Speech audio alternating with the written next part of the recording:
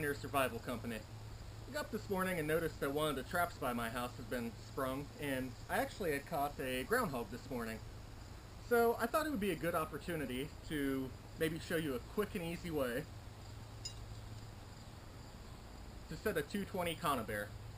Now, I don't have the hand strength to actually compress these springs myself, so the simple trick I use is just a piece of 520 or 550 paracord, and you fold it into a loop. I'll go ahead and zoom in on this in just a minute so you can see what I'm talking about.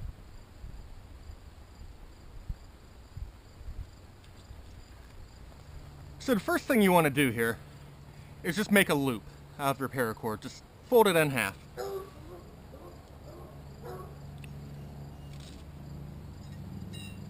Then you'll want to get your trap set up in the correct position. Typically,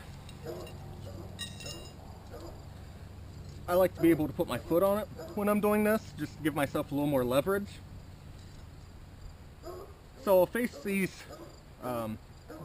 basically the part that engages the trap when the animal goes through it. I'll put those on the bottom so that when I step on it, I don't have to worry about bending anything.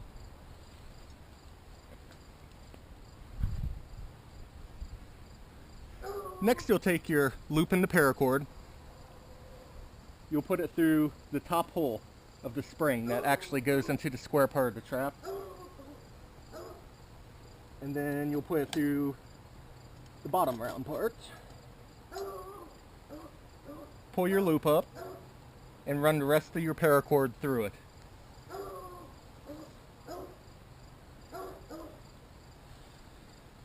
Now, you don't need this long of a piece, it's just what I had laying around.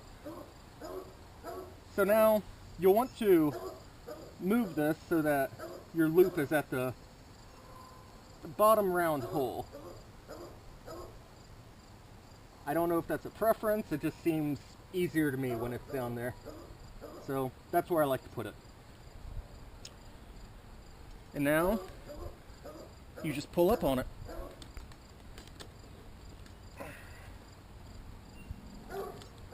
And the paracord should pretty much keep it locked in place as long as you keep tension on it. Then you put your safety lock in place.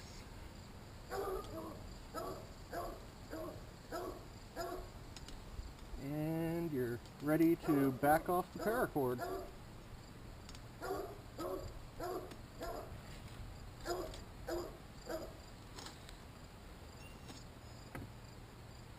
So now that the one side is set, you can move on over to the other side here and do the exact same thing. You run it down through the top hole,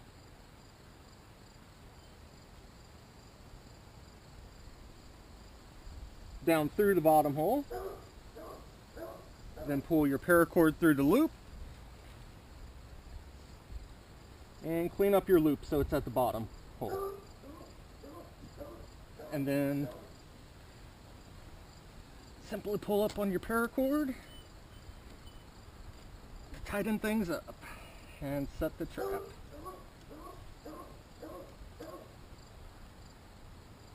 Put your safety on. That is definitely an important thing. Make sure your safeties are on. You do not want this thing going off on your foot. It probably won't break your foot. I really don't want to find out though. Especially since I'm in just tennis shoes right now. That is something I do not want to experience today. Very well could take you to the ER. I don't know if a 220 is strong enough to break your toes or not, but like I said, there's your warning. Be very careful. Make sure your safety locks are on. Alright. I'll go ahead and take it over to where I've been catching my game and show you how to set this up over there.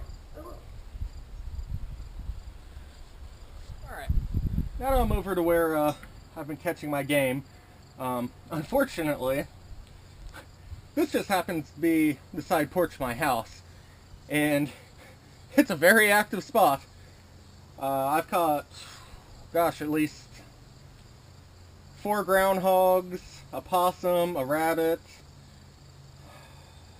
maybe a raccoon. This is all within like a couple months. So I haven't figured out how to keep them out permanently, but for right now I'm just putting this trap here to catch them so that they don't get into my house. So right now the trap is fairly safe. If the safety came loose, yeah, the spring could pop loose, maybe snap your finger, kind of pinch you or something. Right now it's pretty safe though. So you'll want to turn these over. Make sure your chain's out of the way. Chain's an important part. Most likely, your animal's going to die as soon as this thing snaps it, but just in case, like with the possum, somehow I managed to catch its tail, and it was in the trap and trying to pull my trap away, so make sure you tether this thing down. That is a probably about 1.5 feet piece of rhubarb with an eyelet on it that works perfectly for this sort of thing. Alright, so setting the trap. You have the springs out to the side again, and as always, keep an eye on these safety locks because they can just sometimes slide off, and you do not want that to happen. So, lay it down on its side, have these in the center.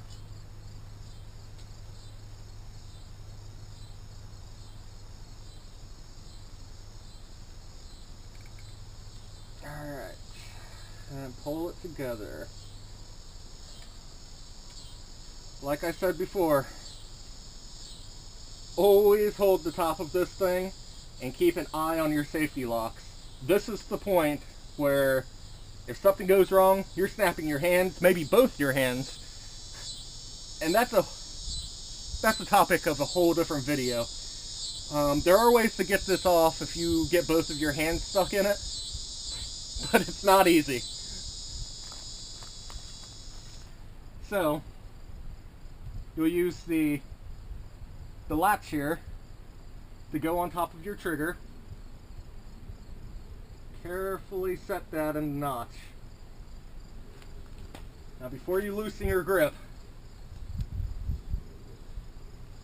make sure your safety latches are still in place.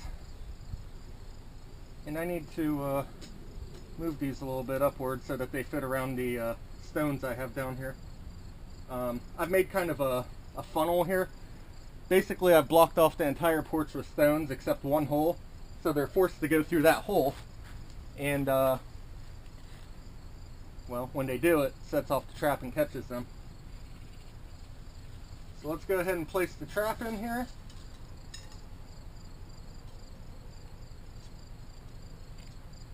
Nothing really too special about this.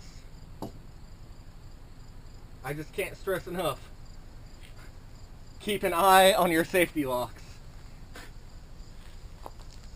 Alright, so the trap is set, the safety locks are still on it. Now I just have a stone laying around here, and I'm going to go ahead and just knock this stake into the ground in case I get some kind of big animal and it doesn't kill it, or I just barely catch it. It's not going to pull my trap away. I have lost traps to a raccoon before. I knew it was a raccoon because I saw the prints all around where the trap was, but I'm definitely not a fan of losing my traps because of something I could have prevented. Alright, well, final step here. Carefully slide back your safety locks.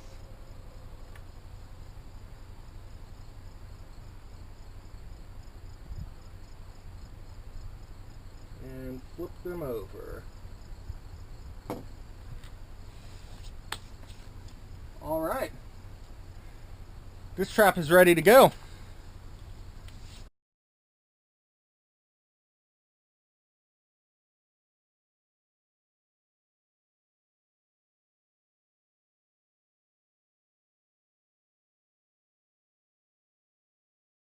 Alright, so basically, I've went ahead and showed you how to easily set a 220 conibear with just a piece of paracord. I also showed you kind of the funnel effect you can make with your landscape or different type of rocks you have around that will force an animal to go through the hole and actually go through the conibear trap so that you can guarantee you'll catch it. I'm Eric with Pioneer Survival Company. Like us on Facebook at Pioneer Survival Company or on Instagram at Pioneer Survival Company. If you have any questions, feel free to email us at pioneersurvivalcompany@gmail.com. Thanks for watching and have a good day.